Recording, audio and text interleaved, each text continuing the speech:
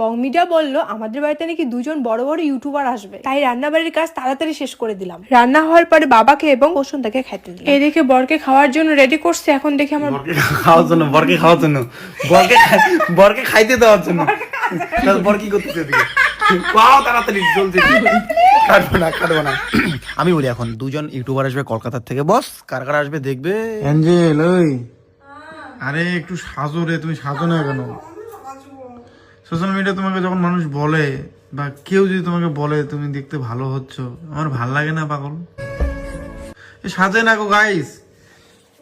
আমি অনেক লড়াই করেছি। প্রথম বিশ্বযুদ্ধেও মনে হয় এত লড়াই হয়নি, বা দ্বিতীয় বিশ্বযুদ্ধে এত লড়াই হয়নি যতটা আমি ওকে সাজার জন্য লড়াই করি। প্রতি মুহূর্তে রিকোয়েস্ট করি এটা পরো ওটা পরো, সাজো। ও সাধারণ ভাবে থাকতে ভালোবাসে।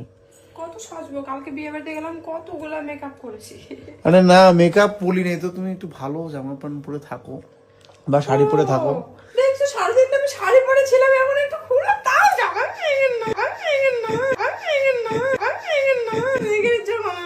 আরে না না, শাড়ি পরলে ভাল লাগে গো। সবাই কমেন্ট করো তো গাইস, শাড়ি পরলে কি ভাল লাগে না অ্যাঞ্জেলকে বলো তো? অবশ্যই ভালো লাগে, কিন্তু কতক্ষণ আর পরে থাকবো বলো? ঠিক আছে, বাচ্চা মানুষ, বউ হয়েছে, কম বয়সে বউ হয়েছে। ঠিক বলেছো। অ্যাঞ্জেল শোনো,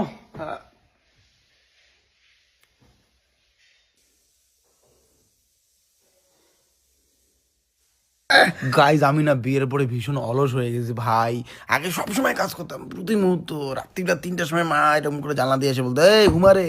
এখন ভাই কোনো কাজ ফাজ করছি না, না গান লিখছি, না কমেডি স্ক্রিপ্ট লিখছি, না কমেডি ভিডিও করছি, শুধু বউ পরিবার ওদের সাথেই শুধু আড্ডা মারতেছি। নো সাপ কাম ব্যাক করবো খুব তাড়াতাড়ি কাজ যখন আবার চালু করবো ভাই পাগলের মতো কাজ করি আমি আবার। हम लोग आलसिया नहीं है, বুঝতে है, हम लोग आलसिया नहीं है गाइस। ওরা আস্তে আস্তে এক সেকেন্ড লাইট দিয়ে যাবে, তারপরে কথা হবে। ও এই জায়গাটা সাজাই, চলো না, কি করবা? আসো না সাজাই, আসো। কাজ আছে রান্নাঘরে। যাই হোক, বউ রান্নাঘরে কাজ করতেছে, আমি একটু এদিকে ঘরটা সাজাচ্ছি, বউয়ের কাজ একটু আগায় দিচ্ছি। এখানে থাকবো, এখানে আরে দেখো তো, এত সুন্দর করে সাজাইলাম, দেখো তো তোমার জিনিসটা কত খারাপ দেখা যাচ্ছে। আমার সাজার সিস্টেম আছে, আমার পুরো আলাদা ভিএবি। বাটি সেট শুধু এইরকম করে রাখতো স্যার, ঘরটা তোমার কে পরিষ্কার কর শুনি? দেখো তো, তুমি পরিষ্কার করো, তুমি মেথডের কাজ করো। হ্যাঁ, আমি সাজার কাজ করি, মানে ইঞ্জিনিয়ারের কাজটা আমি করি। ফাজিল ছেলে কোথাকার। তো পরিষ্কার পরিচ্ছন্ন কার কাজ? মেথডের কাজ না, মেথডের কাজটা করি আমি, ডিজাইনিং করেছি। কোনটা নেতার কাজ বলো আমাকে? বলো এগুলা কে রাখে? এগুলা কে রাখে বলো? এটা কি নেতার কাজ বলো আমাকে? তোমার উত্তর দিতে হবে হ্যাঁ, করি মেথডের কাজ। পৃথিবীতে কোনো কাজ ছোট নয়। ঠিক বলেছো।